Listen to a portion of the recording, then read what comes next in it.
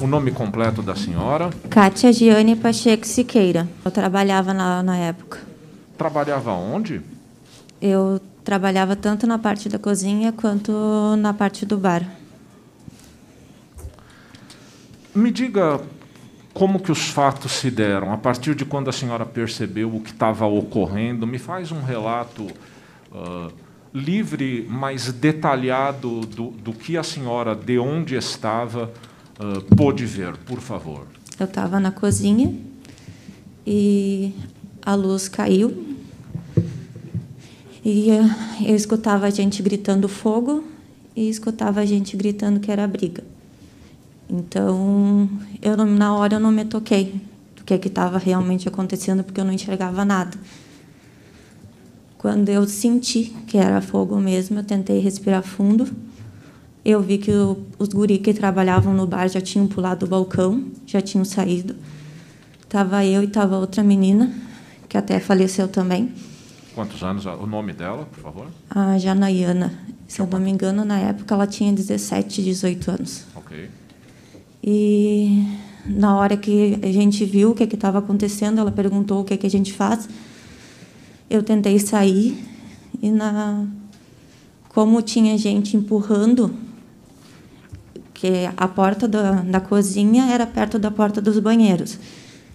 Então, eu tentava sair pela porta da frente e tinha gente imaginando que a porta do banheiro era a porta de saída. Então, ficava um empurrando o outro. E aí, quando eu consegui gritar para o pessoal da frente que era ao contrário, eles viraram e começaram a fazer força para o outro lado para tentar sair. Só que eu já estava sem ar e eu acabei desmaiando lá dentro. E eu acordei quando eu escutei as pessoas perguntando se tinha alguém ali. Eu peguei e pedi ajuda. Teve 2 pessoas que tentaram me tirar de lá de dentro, porque tinha gente em cima de mim. Na hora, eles tentaram me puxar e não conseguiram. Iam me soltar lá dentro. E eu simplesmente agarrei nas pernas de uma das pessoas, de um jeito que ele não conseguia, ele ou ela, não sei, não conseguia se mover. Que daí foi quando fizeram força para me puxar. Aí me colocaram dentro de uma viatura da Brigada Civil. Eu fui para o hospital. Fui conversando com o motorista ali, tudo direitinho. Cheguei lá, tentei ligar para minha mãe e para os meus tios para avisar o que tinha acontecido, mas não me atendiam. Nisso começou a me dar falta de ar. Eu peguei e avisei a menina que estava ali perto de mim que eu não estava conseguindo respirar. Me colocaram numa maca e eu apaguei ali e acordei aqui em Porto Alegre, no hospital. Sabe quanto tempo depois? 21 dias. O que lhe ficou de consequências? Assim, teve alguma queimadura, alguma coisa assim? Eu queimei 40% do corpo. Antes de tentarem de eu ter acordado em 21 dias, eles tentaram me desentubar. Eu tive uma parada cardiorrespiratória, me entubaram às pressas. Aí eles até falaram: desculpa. Pode ficar tranquila.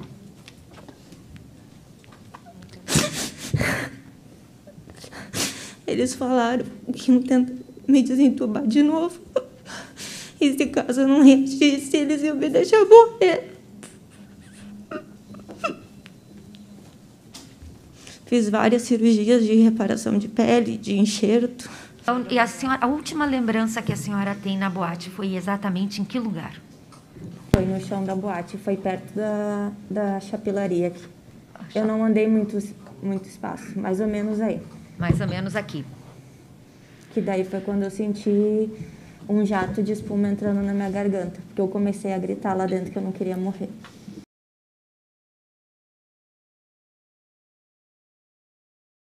Kellen Giovana Leite Ferreira, é isso, né? Isso. A senhora tem quantos anos? 28. Antes de perguntar sobre, digamos, o fato em si, e perdoe-me a referência, mas é perceptível o que há nos seus braços, né? São queimaduras. Me fale sobre isso, por gentileza. Isso, eu queimei 18% do corpo e eu perdi meu pé. Eu uso uma prótese. E só para, tirante a questão da amputação que a senhora referiu, essas queimaduras, elas hoje em dia lhe causam ainda dor física? Sente dor em consequência disso? Sim. O calor, as minhas queimaduras, elas ficam muito mais sensíveis. Fica muito mais calor. Que tipo de... E a amputação, com certeza, né? A gente vive numa sociedade que exige o corpo perfeito. E eu posso dizer que eu comecei esse processo de aceitação do ano passado para cá. Eu tinha medo de sair na rua e as pessoas me julgarem por isso, pelo corpo perfeito. Então, a partir do ano passado para cá, eu comecei a usar short. E vocês sabem que o Rio Grande do Sul é muito calor, né? Então, eu usava calça jeans até no calorão de 40 graus. Correr, eu não consigo mais, né? A última vez que eu corri foi para tentar me salvar da morte. E aí eu não vi a confusão, não vi a música parar, ninguém avisou nada. Eu só vi que cruzou uma multidão na minha frente, que veio da pista lá de baixo. E aí eu me atirei em correr, porque eu achei que fosse briga, que como as garrafas da festa eram de 600 ml, tá, eu pensei, alguém tirou uma garrafa, deu em alguém e é briga. E aí eu me atirei em correr. Quando eu corri, eu caí na frente do bar de madeira, do principal ali. Voltei, porque eu queria buscar as minhas amigas. E um homem todo de branco, eu acho que foi Deus na hora, meu anjo da guarda, eu não sei dizer, parou desse meu lado direito e disse, tu não vai. E me puxou em direção à porta. Eu corri novamente em direção à porta, no caso, a porta de entrada. E quando eu cheguei na porta, eu caí. Já tinha bastante gente ali. Então, nesse momento que eu caí, foi aí que eu vi que era fogo. Porque eu senti os meus braços queimar. Era muito, muito, muito calor. E o cheiro muito forte. E aí eu estava com o vestido, tomara que caia, eu puxei meu vestido. Isso, caí ajoelhada, né? Puxei meu vestido. Fiz assim, eu rezei, eu pedi para Deus que eu não queria morrer ali, porque eu achei que eu ia morrer ali. E pensei na minha família. Eu tirei a sandália do pé esquerdo.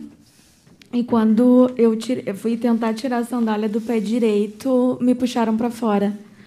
E a sandália ela ficou presa no meu tornozelo. E aí, nisso, ele avisou meus tios. Meus tios moravam em Camobi, foram até o hospital. E ficaram comigo lá, no hospital. E quando eles chegaram, eu acho que o meu estado era tão horrível, porque minha tia chorava muito. E só pedia para eu falar com ela, para eu não desmaiar. Então, 4h30 da manhã eu fui entubada. Foi uma das primeiros 4 a ir para Porto Alegre, fui de avião, então meu caso era muito crítico. Nessa viagem, no avião acabou o meu oxigênio, eles tiveram que revezar entre um e outro. Eu já poderia ter morrido ali, né? A minha segunda vez de ter morrido poderia ter sido ali. Eu fui direto para o Hospital de Clínicas, fiquei 78 dias internada. Cirurgias? Várias. Inúmeras. Mais de 5, 7? Mais, porque eu fiz enxerto de pele, eu tirei pele das minhas próprias pernas, né, autoenxerto. A equipe médica chegou e perguntou para o meu pai nós tínhamos alguma religião. Meu pai falou que nós éramos católicos. E ele falou, então, só Deus agora. Eu acho que a dor para todos sobreviventes é a mesma. Nós compartilhamos junto com as famílias também, que a gente tem um apoio muito grande. E dor é isso, dor não é fazer um vídeo e chorar. Dor é passar esses 8, quase 9 anos, o que eu passei lá dentro, o que eu passo na minha pele, o que eu passo andando na prótese, me machuca, isso é dor. Dor é quando eu me olhei muito tempo no espelho e chorei por muito tempo por ter ficado assim. Isso é dor.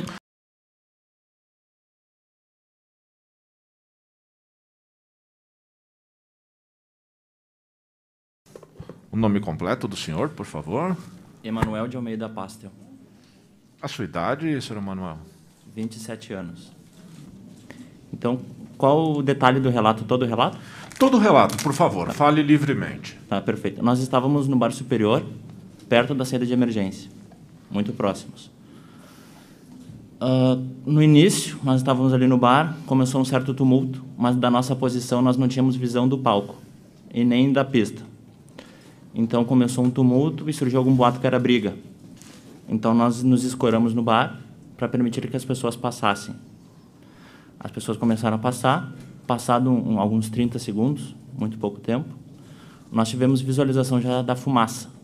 E eu me lembro de ver a fumaça, eu me recordo, e aí eu me lembro que eu até achei curioso que eu tinha percepção que ela estava subindo do piso para o teto. A coloração da fumaça, o senhor... Cinza. Cinza. Aquela ali que eu visualizei era cinza. Tá bem, pode ela estava na parede e tinha iluminação ali, exatamente. Então, nós visualizamos que era uma fumaça, então era incêndio. Então, nós começamos, eu, meu irmão e as gurias, a se locomover em direção à porta principal, porta de saída de emergência. Começou o tumulto, as pessoas começaram a se chocar, e ainda durante esse momento estava acontecendo a iluminação e a música de fundo. As pessoas começaram a se apertar e virou um tumulto. Desse tumulto, eu me desencontrei do meu irmão, ele seguiu pela direção no sentido esquerdo de quem está saindo, ele foi com as gurias, e eu fui no sentido direito. Nisso, de repente, teve um aumento significativo da presença de fumaça na camada respirável e de temperatura também, numa situação insuportável. Nesse momento, as pessoas, então, entraram em estado de pânico, começaram a se atropelar, se puxar, se empurrar. Só um segundo. O senhor consegue estimar, digamos, do primeiro momento em que lhe pareceu tratar-se de uma briga até esse momento em que as coisas se intensificaram, saberia precisar quantos minutos se passaram? A precisão não, mas a ordem de grandeza não passa de 1 minuto e meio. Certo. Essa ordem de grandeza. Então, dessa situação, quando teve a presença de fumaça e aumento de temperatura, as pessoas entraram em estado de pânico. E, logo em seguida, uns 30 segundos mais para frente, a iluminação apagou, ficou tudo escuro, e o som também. Então, nessa situação, se agravou mais ainda. Então, as pessoas já estavam em estado de pânico, ficou uma situação terrível. Realmente foi horrível. Então, eu me lembro de estar indo em direção à saída de emergência, eu me desencontrei da guria que estava comigo, que era a Lana Villers. Aí, eu puxei meu celular para iluminar o chão, porque estava realmente muito escuro, não teve a iluminação de emergência não funcionou. E eu também não conhecia a casa noturna, e eu me lembro de ter procurado pelas placas de fotoluminescentes e eu não identifiquei nenhuma. Eu não visualizei. Então eu só tinha o sentido da saída de emergência, mas eu não tinha o conhecimento da rota. Então por isso que eu puxei meu celular para iluminar o chão. Ter uma iluminação. Nesse momento, quando eu puxei meu celular, bateram em mim, meu celular caiu no chão, e eu me abaixei para pegar meu celular, bateram em mim novamente, eu caí no chão. E aí eu me lembro de memória do chão que por ali estava realmente muito fresco e muito bom. Mas mesmo assim eu fiz um esforço para levantar e eu fui indo em direção à saída de emergência. Eu não fui diretamente, eu não fui pela porta, tinha um hall de entrada, né? Só queria que o senhor repetisse isso, porque talvez seja uma questão técnica importante. Na parte de baixo, ao rés do chão, digamos assim, a sensação era de... Estava um frescor em relação em cima. Era mais fácil respirar, digamos assim. Não sei se respirar, me lembro só de estar... Tinha um frescor. A temperatura mais baixa, isso, então. Mais baixa. Perfeito. Exato. Pode seguir. Mas, imediatamente, quando se levanta, já tinha a respiração da fumaça. Eu me lembro que eu respirava fumaça, particularmente. E quente. E realmente estava muito quente. Então, eu me levantei para continuar a saída, a evasão. E eu também me lembro que eu senti algumas coisas quentes. Para mim, eram frias. E eu me lembro que estavam pingando em mim algumas coisas. E eu pensei, os chuveiros automáticos estão funcionando na minha cabeça. Só que não era alguma coisa quente pingando em mim e me queimando, gotejando em mim. Aí, então, eu saí pela porta lateral direita. E aí eu fui para a rua. Aí eu saí. Físico, eu fiquei hospitalizado, né? Fui entubado. Mas, de forma crônica, eu tenho algumas cicatrizes de queimaduras que eu tive no braço, de 3º e 2º grau. E também eu fiquei com bronquiolite, uma doença pulmonar crônica, uma sensibilidade no pulmão.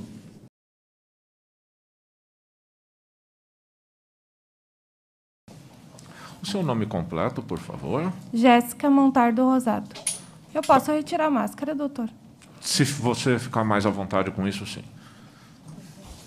Está com quantos anos? Eu estou com 33 anos. E daí foi o que aconteceu tudo. Eu vi a hora que botou a luva, eu vi a hora que... Fica tranquilo.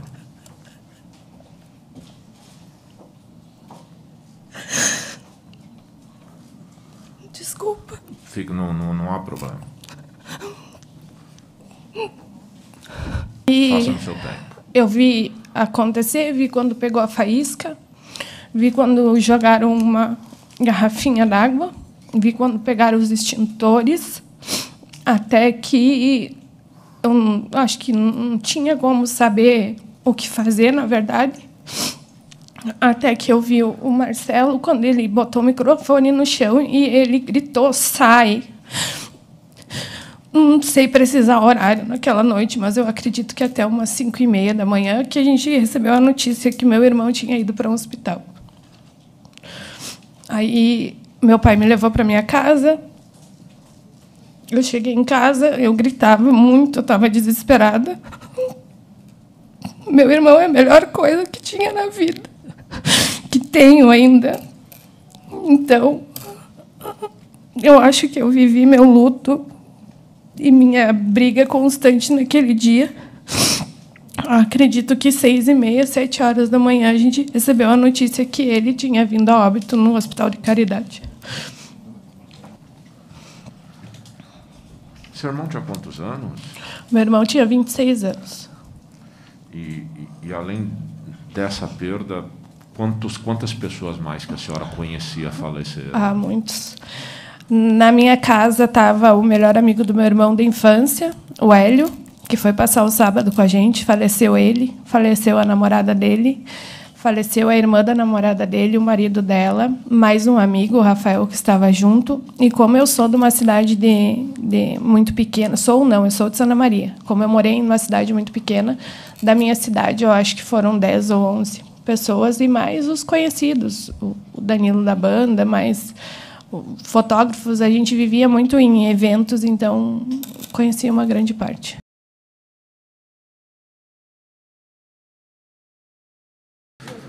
Lucas, seu nome completo, por gentileza? Lucas Calduro Peranzani. Está com quantos anos? 40. Depois que esse meu colega veio, o Érico, ele veio do palco, tinha só uma pequena bola de fogo numa parte, e ele veio correndo de costa para o palco, eu de frente para o palco, e ele falou, me dá o extintor que está aí. E nesse momento teve, eu só posso descrever como, mas não é uma explosão, fez uma coisa assim, e o barulho foi esse.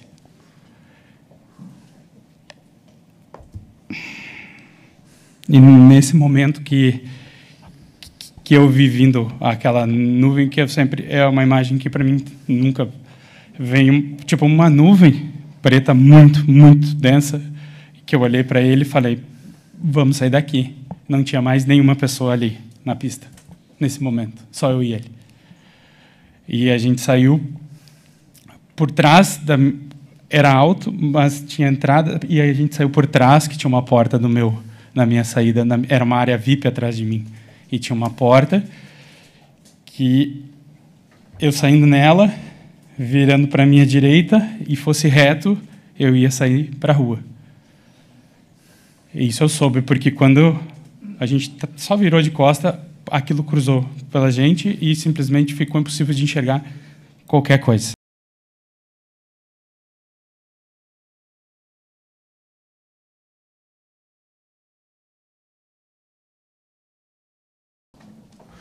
Daniel, seu nome completo, por gentileza? Bom dia. Bom Daniel dia. Rodrigues da Silva. Tem quantos anos? 40 anos. A respeito desse produto Sputnik, Sim. Me fala um pouco no que consiste, por favor. O Sputnik é um produto, na verdade, é uma faísca, uma centelha que é emitida do tubo dele, né? E esse produto, após o acionamento, ele gera uma faísca. Ele tem um tempo de aproximado de 10, 12 segundos. E é um produto, o Sputnik, de uso externo. Ele é acendido com um isqueiro ou um fósforo, é isso? Sim. Na forma convencional dele, sim. Ele tem um pavio que é acendido com um isqueiro. O senhor mencionou que ele é um produto tendente ao uso externo. Sim, uso externo. Isso significa o que especificamente? Significa para ser usado em ambientes externos, jamais internos. Sim, também não tem isso claro, tudo bem. É ilegal. E não se sabe nem ao vendedor que vendeu, ilegal. né? Não sabe loja é ilegal. Tudo bem. Tudo Não sabe nem se foi o mesmo vendedor, doutor. Tá. Tudo é ilegal. Tudo é ilegal. Só um segundo. A loja é ilegal. Para. Explosivo ilegal. Tá bem. Não. Devia estar sentado aqui. Todo mundo tinha que estar sentado aí. Até vocês. Isso aí. Até vocês. Doutor Jean. Eu vou... Doutor Jean. Que ele? Desvirtuar nada. Doutor, para. Tu sabe bem que ele devia estar sentado aqui. Não, doutor Jean. Vocês querem desvirtuar. Vamos parar. Nós não vamos caminhar desse jeito, hein? Chega. Chega. Vamos parar 10 minutos. Doutor Jean, hoje não tá legal, hein? Hoje não tá legal. Tá. Tem um inocente sentado ali, não tem como ficar legal. Tá bem, nós vamos combinar. Inocente, doutor. Só um segundo. É inocente sim. Como é que o senhor Pedro, deixa a ignorância falar sozinha. Doutor Jean, eu vou dizer uma coisa, hein? A próxima que o senhor me fizer, o senhor não vai ficar mais aqui. A bancada de defesa é muito grande. O senhor me respeite aqui. O senhor me respeite. Tá? Me respeite. Vamos falando por vez.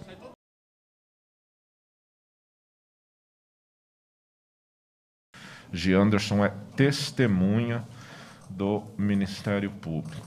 O senhor conhece algum dos acusados? Elisandro Spor, Luciano Bonilha, Mauro Hoffman, Marcelo de Jesus? Não.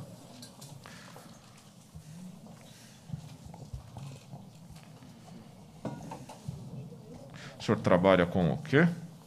Extintor de incêndio. Parte de prevenção de incêndio. Recarga de extintores. Isso em qual ou quais cidades? Santa Maria. Trabalhou fez algum trabalho na Boate Kiss? Sim, que eu me recordo, uns 2, 3 anos. Uns 2, 3... Perdão. Diga, doutor Bruno. O microfone. É uma possível contradita da testemunha. Eu precisava fazer uma pergunta a ela antes. Se a testemunha tem filho ou filha? Sim. Pode declinar o nome, por gentileza? Da minha filha? Sim. Gabriela. Então, Excelência, a defesa de Mauro Hoffman contradita a testemunha, porque às 11h44 do dia de hoje foi postado no Twitter um perfil de Gabriela Caetano dizendo as seguintes palavras. É sua filha, Gabriela Caetano? Sim. Uhum. Meu pai é o próximo a depor no caso da Kiss, que ele fale tudo, que esses donos da cadeia apodreçam, que esses donos da boate apodreçam na cadeia. Então, isso aqui eu acabei de receber, então faz 8 minutos que foi postado. Então, a defesa de Mauro Hoffman contradita essa testemunha e pede um prazo para juntar isso, porque só tem em mídia digital esse documento.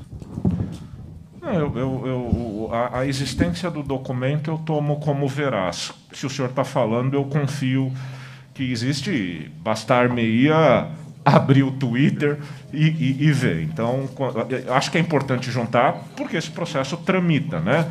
Mas, a base fática da sua alegação eu tenho como assentada. Só me dê um fundamento, doutor Bruno, legal, para que eu compreenda melhor a sua alegação. Uma predisposição, pelo menos familiar, então eu gostaria de ouvir, inclusive, a testemunha nesse aspecto, mas me parece uma predisposição a condenar os acusados, especialmente o meu constituinte, o que torna ela indigna de credibilidade nesse aspecto. Tá bem. Deixa-me olhar aqui. Que se trata de um informante, o que o retira da condição de testemunha, e assim prosseguiremos. Tá? Fica bem assim? Fica bem.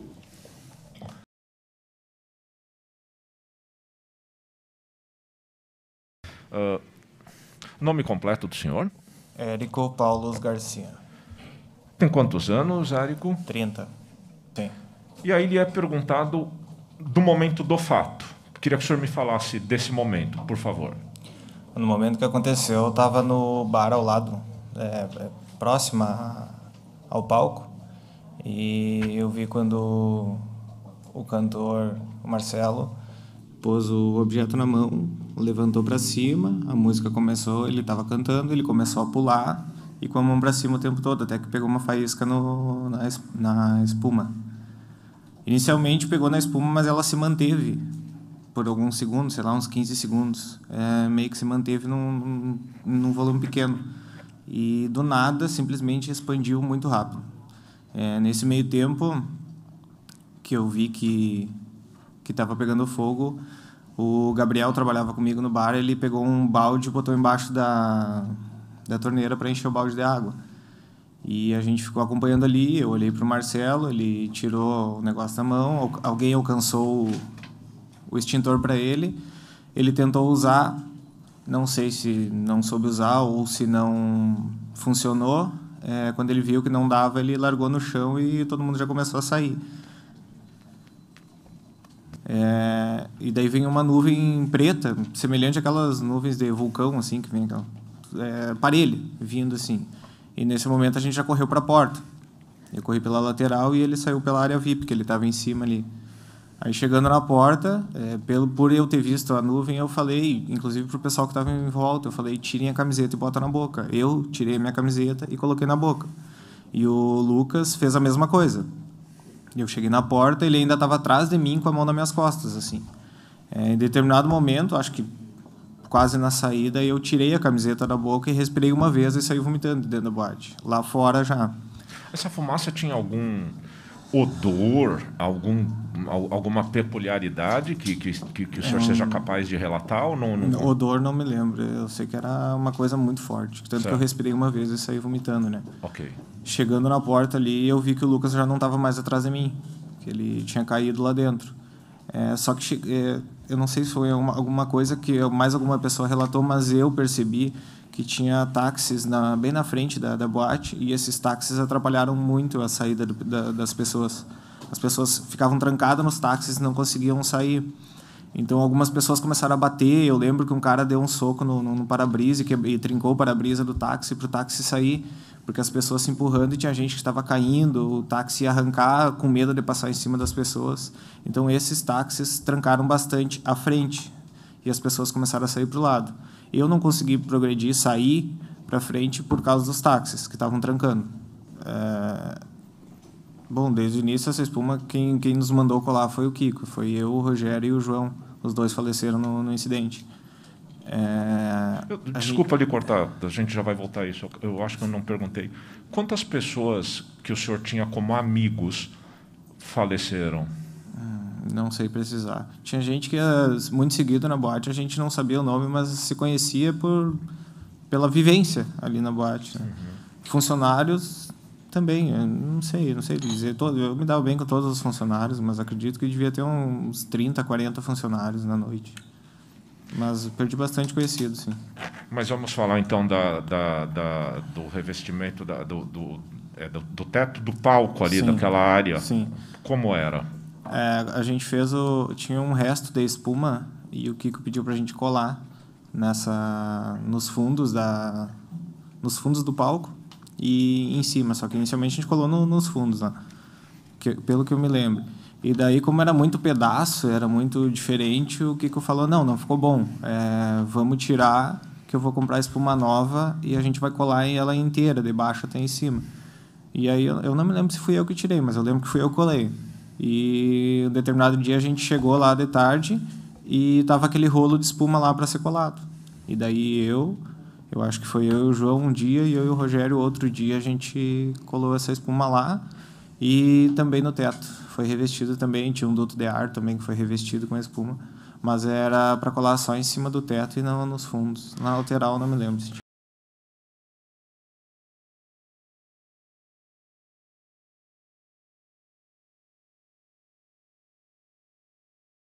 Eu lembro que eu olhei para cima e vi uma fumaça que eu confundi com gelo seco.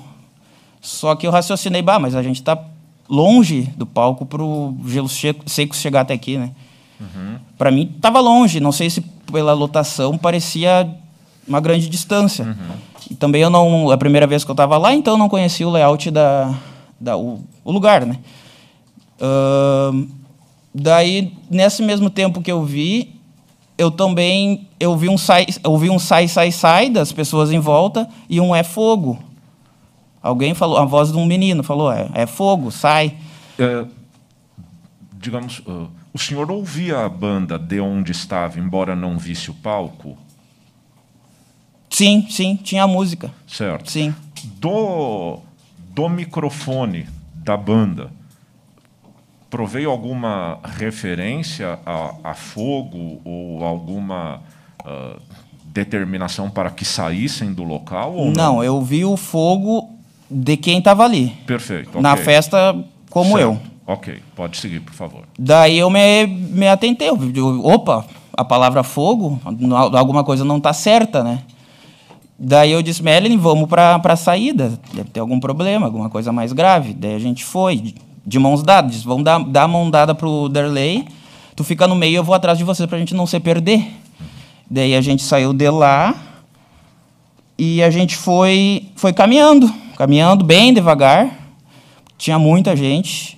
Daí até na frente, passando ali a dobrada do palco, ficou mais devagar ainda. E tinha muita gente que eu não via mais eles, eu só sentia a mão. Não via por quê? Por ter muita gente. Acho que. Mas e a fumaça? Ela turvou o ambiente? Ou... Ainda não tinha visto fumaça. Certo. Mas eu creio que por causa do pessoal que já estava, tecnicamente eu estava atrasado, já estava rolando provavelmente um incêndio, então o pessoal que estava na frente do palco já tinha percebido, o pessoal que estava em torno do palco já tinha percebido, creio que já estava tentando sair. Então formou toda a aglomeração. E até a primeira porta ali estava muito lotado para caminhar. Na verdade, dentro da boate, todo o estante ali tinha muita gente em volta. E as pessoas, digamos, gritavam? Havia que tipo de experiência foi essa? Assim, era... Depois eu vi que você deu algum pânico, mas a memória de gritos eu não tenho, assim. Só ouvi esse fogo e sai. Daí, a partir que eu cheguei perto do bar, daí eu comecei a sentir a fumaça. Ardeu o olho, respirar aquela fumaça que parecia que a gente estava expirando o fogo, começou a queimar, queimava, ardia demais. Daí eu perdi a visão por causa da fumaça, e não lembro de ter apagado luz. Tá. E daí a gente foi tentando caminhar, chegou um momento que não dava para ver absolutamente nada, e aglomeração, muita gente junta. Eu só fui achando aonde era a saída. fui praticamente com as pessoas junto, assim, porque não tinha nenhum referencial de visão. E conseguiu achar a saída? Não sei, porque eu não tinha visão. Eu achava que estava indo para a saída. E chegou um ponto que eu não enxerguei mais nada, absolutamente nada. Esquentou muito rápido. Não tinha como respirar, não tinha como ver por onde eu saía, para onde eu corria. E corria não seria a palavra certa, né? Caminhar vagarosamente. O que eu quis lhe perguntar, na verdade, eu formulei mal, é se o senhor desfaleceu na boate, foi retirado por alguém, ou se alcançou por si mesmo. Creio que eu desmaiei, e alguém posteriormente me tirou, ou entrei em choque e consegui tirar e não me lembro, daí eu não sei. Então existe um momento a partir Teve um momento que eu apaguei. Dentro da boate? Dentro da boate. Okay. Eu creio que entre as portas ali, a primeira e até para sair para a rua.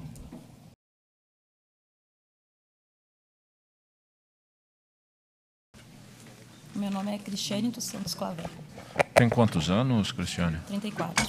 E aí eu vou formular algumas perguntas e a gente volta depois exatamente nessa cena que a senhora descreve do rapaz com o extintor na mão no palco, né?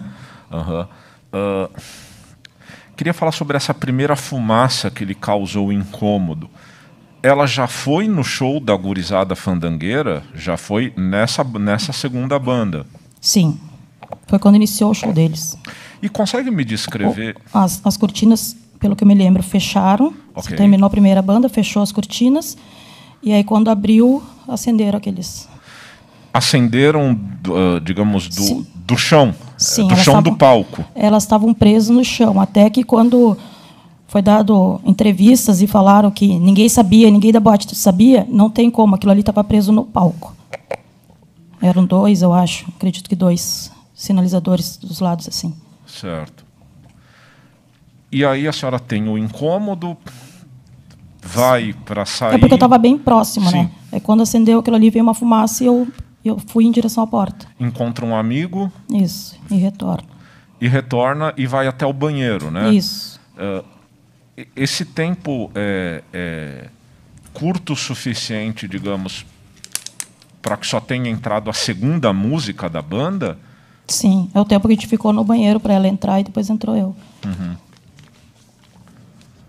Em algum momento a senhora ouviu do microfone algum anúncio de que tinha acontecido qualquer coisa? Não. Tanto que na hora que eu cheguei na próxima fumaça, tinha uma moça que trabalhava lá dentro de um vidro, assim, e ela estava com as comandas, olhando, sem entender. Eu falei para ela que era... E ela acabou falecendo. Eu falei para ela que estava pegando fogo, que ela não sabia. Se alguém tivesse falado no microfone, ela saberia, né? Ela teria ouvido. Ok, prossegue então. Vamos voltar a alguém no palco com um extintor tentando apagar e pode seguir. Tinha uma parede lá de decoração que era como se fosse uma água se movendo. Essa imagem dessa água é o mesmo que eu enxergava assim do fogo. Era como se as chamas estivessem por dentro do teto, mas era muito pequeno. Na minha visão, aquilo ali ia ser apagado. Tanto que eu dei uns 2 passos e olhei para trás. Eu achei que ele ia apagar. Quando eu enxerguei que era fogo, quando eu percebi que não era uma brica. Aí eu dei uns 2 passos, assim, olhei para trás, vi que não funcionou. Daí segui em frente para sair. Só que daí, neste momento, começou todo mundo a sair e meio que tu nem precisava caminhar, todo mundo se empurrava. Quando chegou na rampinha do lado do DJ, tinha meio que uma rampa, 2 meninas torceram o pé porque estavam de salto e começaram a pisar nelas. Aí eu puxei elas assim pela mão, não sei quem, eu vi até uma depois no hospital, mas não sei nem o nome. Puxei elas para levantar e ergui elas assim.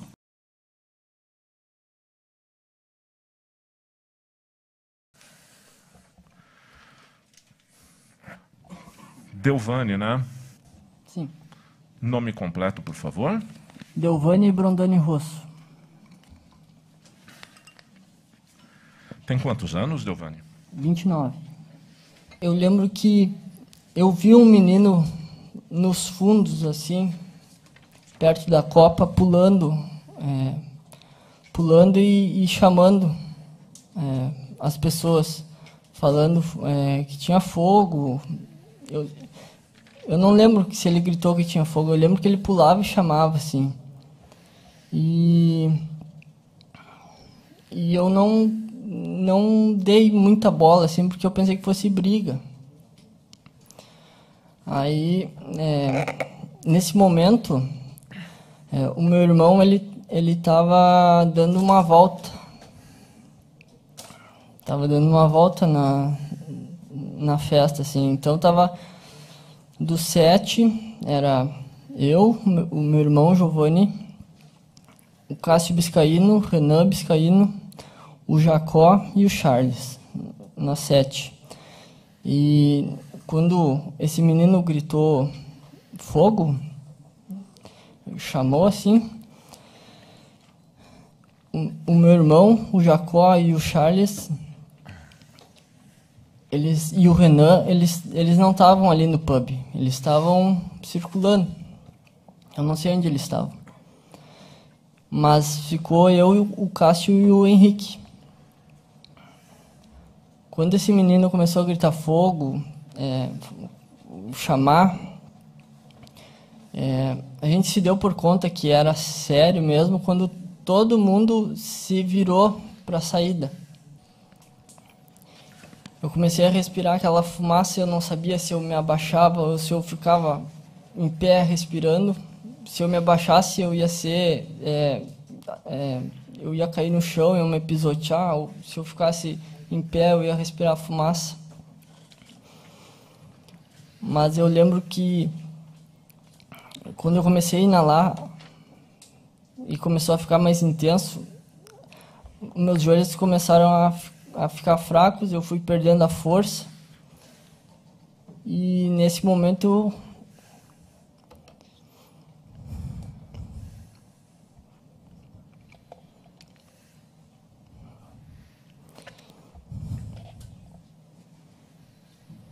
Fica tranquilo.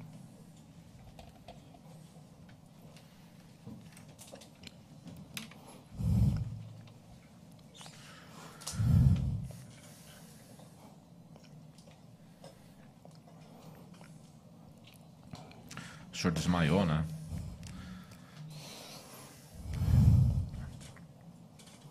E aí o senhor disse que se acordou quando te jogaram na calçada, olhando para cima, tentou levantar, é isso?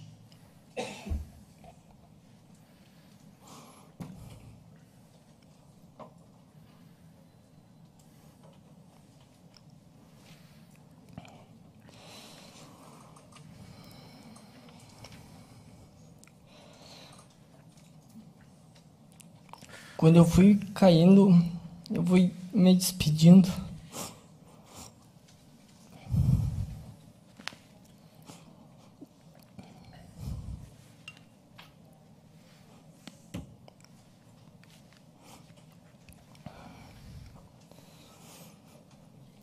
Eu fui me despedindo da minha família, dos meus amigos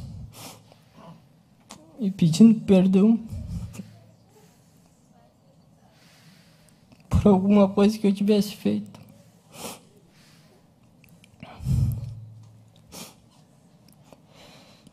E eu caí no chão. Eu estava sentindo me queimar e eu fui me debruçando e colocando as mãos no rosto. E desmaiei.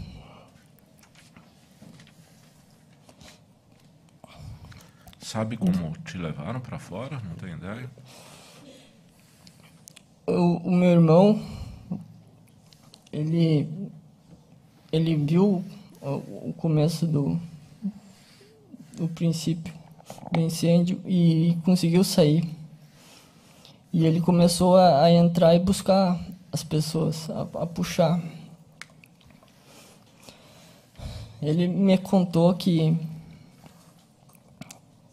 ele tirou a camisa, fez um filtro, atou,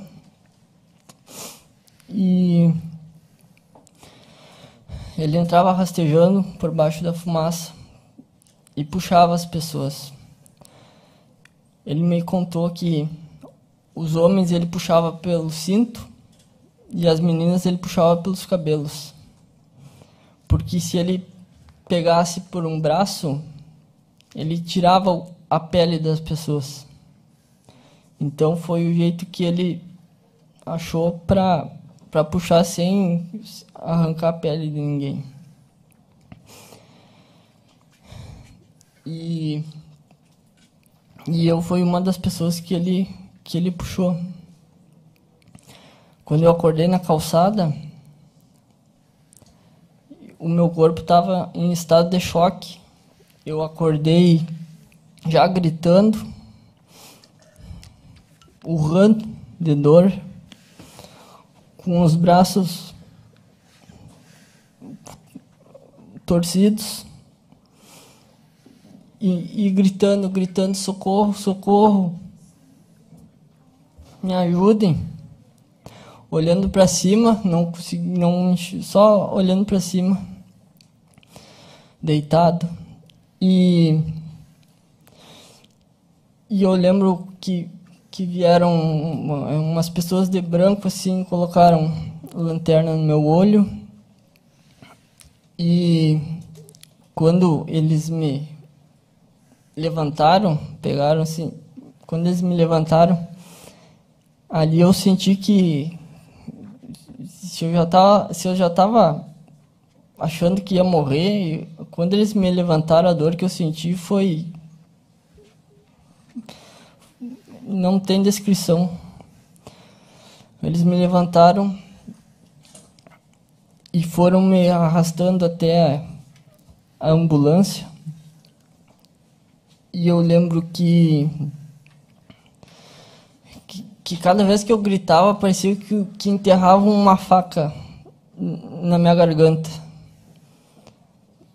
Era dor, era uma dor só, não tinha uma dor na queimadura dos braços ou das costas, era um sentimento, uma coisa só. E eu lembro que quando eles me arrastaram até a ambulância, tinha uma menina na maca. Eu lembro que um deles subiu na ambulância, aferiu os batimentos cardíacos da menina e falou: essa aqui não tem mais o que fazer. Tiraram a menina da ambulância, largaram na calçada e me colocaram no lugar dela.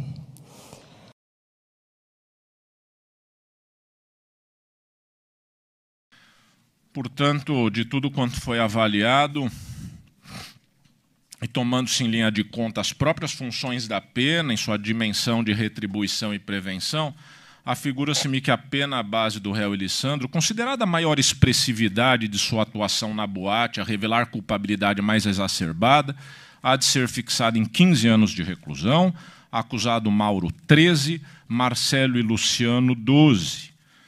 As diversas tentativas de homicídio aqui eu as aprecio e aplico penas similares, fazendo a redução respectiva, e depois digo, nós temos 242 imputações de homicídio, 636 de tentativas de homicídio, tudo no âmbito do concurso formal.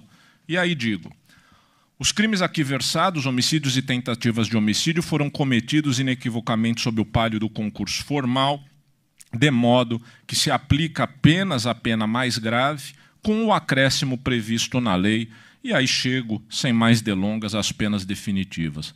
Para Elisandro, 22 anos e 6 meses de reclusão, para Mauro, 19 anos e 6 meses de reclusão, Marcelo e Luciano, 18 anos de reclusão. Notem que, num sistema de execução das penas como o brasileiro, não se está a estabelecer nenhuma demasia, sendo a condenação por crimes que não ostentam a designação de qualificados, com 16 ou 25% das penas, consoante o entendimento a ser adotado no juízo das execuções, tendo em conta a questão do elemento violência, haverá a possibilidade de progressão de regime. O regime inicial aqui é o regime fechado.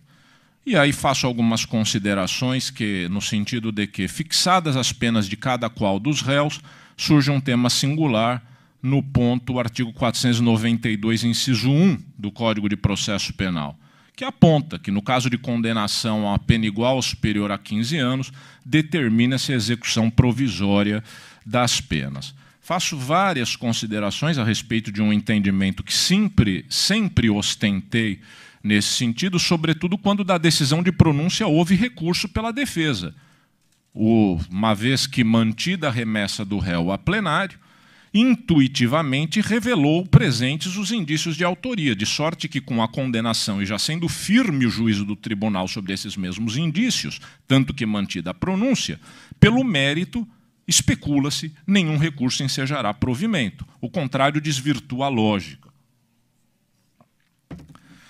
Não é sem razão que, em julgamento recente, o Supremo Tribunal Federal, o relator ministro Roberto Barroso, traçou razões nessa mesma linha.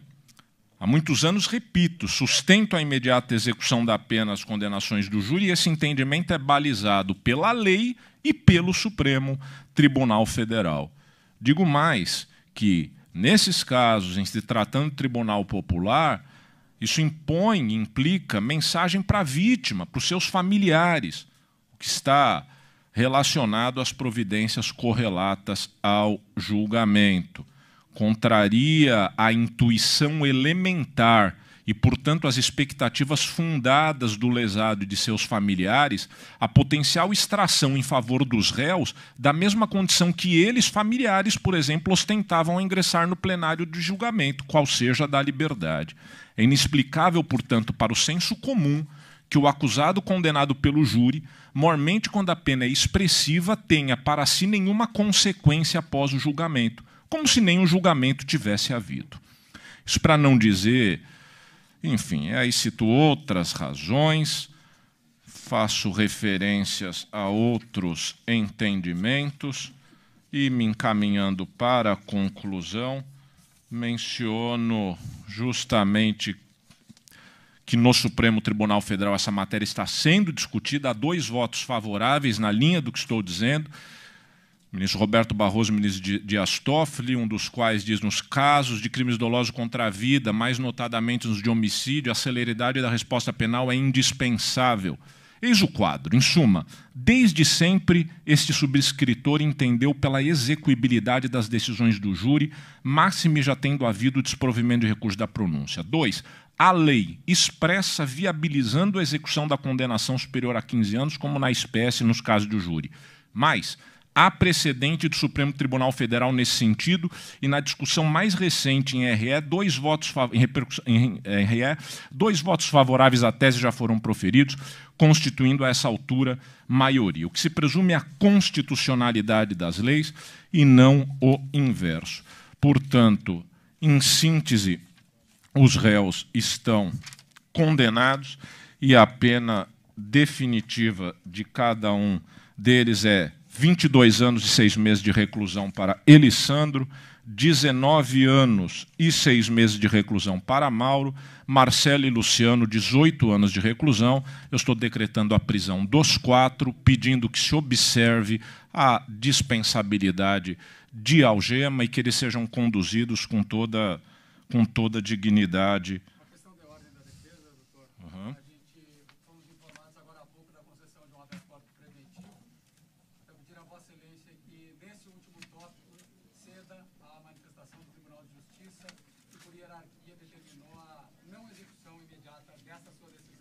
Só fala no microfone, só para a gente...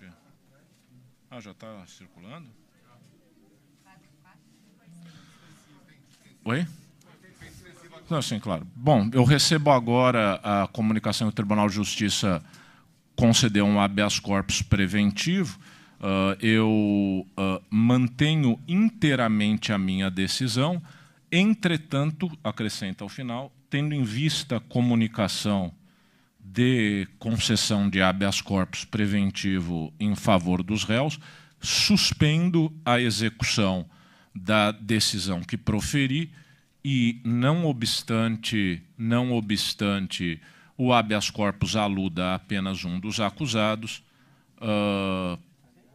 parece intuitiva a necessidade de estender-se a todos. Eu agradeço e é isso. Boa tarde a todos.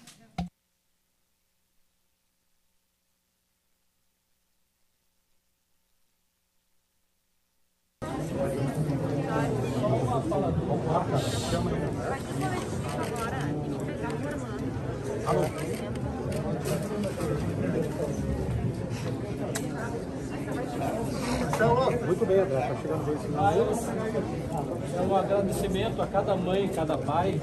Alô, André? Eu sei que durante esses 19 anos nós passamos por momentos muito difíceis, enfrentando recursos, decisões e chegamos na reta final, conseguimos, né, junto com o Ministério Público, assistência de acusação, trazer de volta esses réus para que eles respondessem ao júri popular.